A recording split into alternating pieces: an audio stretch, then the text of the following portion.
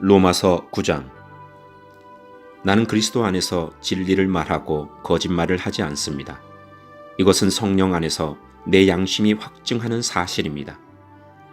내게는 큰 슬픔이 있고 내 마음속에는 고통이 쉴 새 없이 밀려옵니다.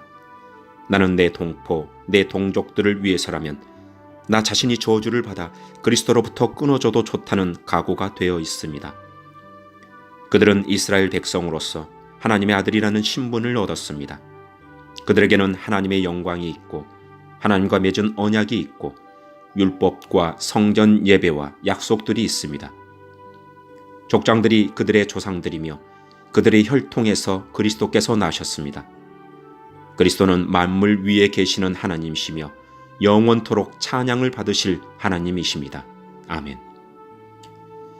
하나님께서 그들에게 하신 약속이 실패로 돌아갔다는 것이 아닙니다. 이스라엘에게서 태어난 사람이라고 해서 다 이스라엘 백성인 것은 아닙니다. 아브라함의 자손이라고 해서 다 아브라함의 자녀인 것은 아닙니다. 하나님께서는 이삭에게서 난 자라야 내 자손이라 부르리라 고 말씀하셨습니다. 다시 말해서 자연적인 출생에 의해 태어난 아브라함의 자손이 하나님의 자녀가 되는 것이 아니라 약속의 자녀라야만 아브라함의 자손으로 여김을 받게 된다는 말입니다. 하나님께서 아브라함에게 하신 약속은 이러합니다. 정한 때가 되어 내가 다시 오리니 사라가 아들을 낳을 것이다. 그뿐만이 아닙니다. 리브가가 우리 조상 이삭 한 사람에게서 아이를 임신했을 때에도 그랬습니다. 두 아들이 태어나기도 전에 그리고 그들이 무슨 선이나 악을 행하기도 전에 하나님께서는 선택하신 목적을 굳게 세우기 위해 리브가에게 다음과 같이 말씀하셨습니다. 형이 동생을 섬길 것이다. 이렇게 말씀하신 것은 하나님의 선택이 사람의 행위가 아니라 불러주시는 분의 뜻에 달려있다는 것을 보여주기 위해서입니다. 이것은 내가 야곱을 사랑하고 에서는 미워했다라고 기록된 대로입니다. 그렇다면 우리가 무엇이라고 말할 수 있겠습니까? 하나님이 공정하지 못하시다고 말할 수 있겠습니까? 그럴 수 없습니다. 하나님께서 모세에게 내가 자비를 베풀고자 하는 사람에게 자비를 베풀고 불쌍히 여기고자 하는 사람을 불쌍히 여기겠다라고 말씀하셨습니다. 그러므로 모든 것이 사람의 요구나 노력에 달려있는 것이 아니라 하나님의 자비에 달려있는 것입니다. 이런 이유로 하나님께서는 파라오에게 내가 너를 왕으로 세운 것은 너를 통해 내 능력을 나타내고 내 이름을 온 땅에 두루 전하기 위함이다 라고 말씀하셨던 것입니다. 그러므로 하나님께서는 그분의 뜻대로 어떤 사람에게는 자비를 베푸시고 또 어떤 사람은 완고하게도 만드십니다. 그러면 여러분 중에서는 나에게 이렇게 말할 사람이 있을지 모르겠습니다. 그런데 왜 하나님께서는 우리가 잘못했다고 우리를 책망하시는가? 하나님의 뜻을 거스르는 사람이 누가 있단 말인가? 그러나 사람이 무엇이기에 감히 하나님께 말대꾸한단 말입니까? 토기 그릇이 자기를 만든 사람에게 나를 왜 이렇게 만들었어? 라고 말할 수 있습니까? 토기 그릇을 만드는 사람이 똑같은 진흙으로 귀하게 사용할 그릇과 천하게 사용할 그릇을 만들 권한이 없단 말입니까?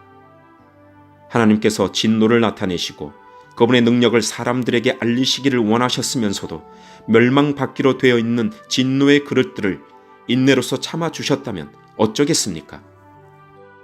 또한 하나님께서 그렇게 하신 것이 영광에 들어가도록 미리 준비하신 자비의 그릇들에게 그분의 풍성한 영광을 알게 하기 위해서였다면 어쩌겠습니까? 하나님께서 부르신 자비의 그릇이 바로 우리들입니다. 유대인 중에서만 부르신 것이 아니라 이방인들 중에서도 부르셨습니다. 호세아의 글에도 이런 말씀이 있습니다.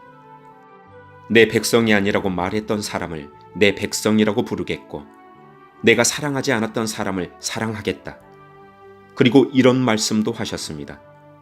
너희는 내 백성이 아니라고 그들에게 말한 그곳에서 그들은 살아계신 하나님의 아들이라고 불리게 될 것이다. 또한 이사야는 이스라엘에 관해 이렇게 외쳤습니다. 이스라엘 자손들의 수가 바닷가의 모래처럼 많을지라도 남은 자만 구원을 얻을 것이다. 주님께서 약속하신 말씀을 이 땅에서 신속하고 철저하게 이루실 것입니다. 또 일찍이 이사야가 이렇게 예언한 것과 같습니다. 만군의 주님께서 우리에게 후손을 남겨두지 않으셨다면 우리는 소돔처럼 되고 고모라처럼 되었을 것이다. 이러한 사실에 대해 우리가 뭐라고 말하겠습니까? 의를 추구하지 않았던 이방인들이 믿음에서 나오는 의를 얻었습니다. 그러나 이스라엘은 의의 율법을 추구했지만 그것을 얻지 못했습니다. 왜 얻지 못했을까요?